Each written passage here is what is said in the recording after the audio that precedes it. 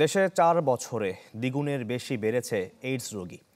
এই বছর HIV positive শনাক্ত রেকর্ড প্রায় 1,500, যাদের প্রায় অর্ধেকই সমকামী।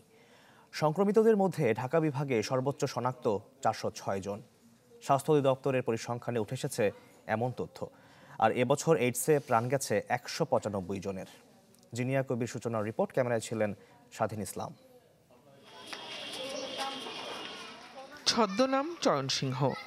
কাজের প্রয়োজনে পরিবার ছেড়ে রাজধানীতে একটি মেসে থাকতেন। সেখান থেকেই নিজেকে আবিষ্কার করেন ঝুঁকিপূর্ণ পুরুষ হিসেবে।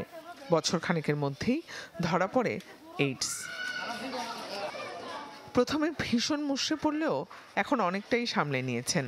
নিয়মিত ওষুধ খেয়ে কিছুটা ভালোও আছেন, তবে পরিবার থেকে হয়ে পড়েছেন বিচ্ছিন্ন।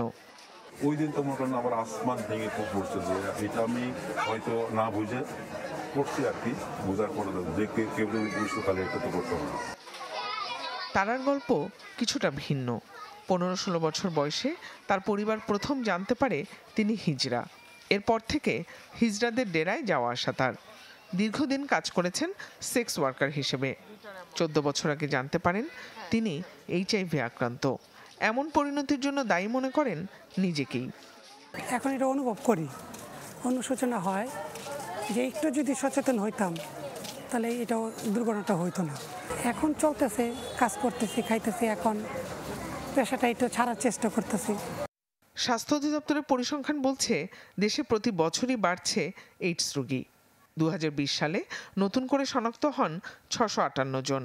যে সংখ্যাটা চলতি বছর বেড়ে দাঁড়িয়েছে 1438 জনে, যেখানে ঝুঁকিপূর্ণ নারী পুরুষই আক্রান্ত বেশি।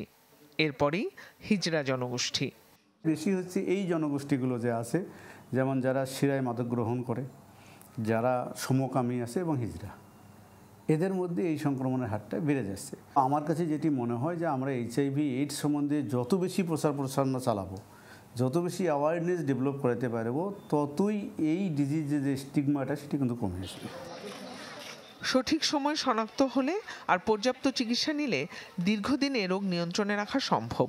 তাই এ রোগ শনাক্তে সচেতনতা বাড়ানো প্রয়োজন বলে মনে করেন সংশ্লিষ্টরা। জিনিয়া কবির সূচনা, চ্যানেল 24, ঢাকা।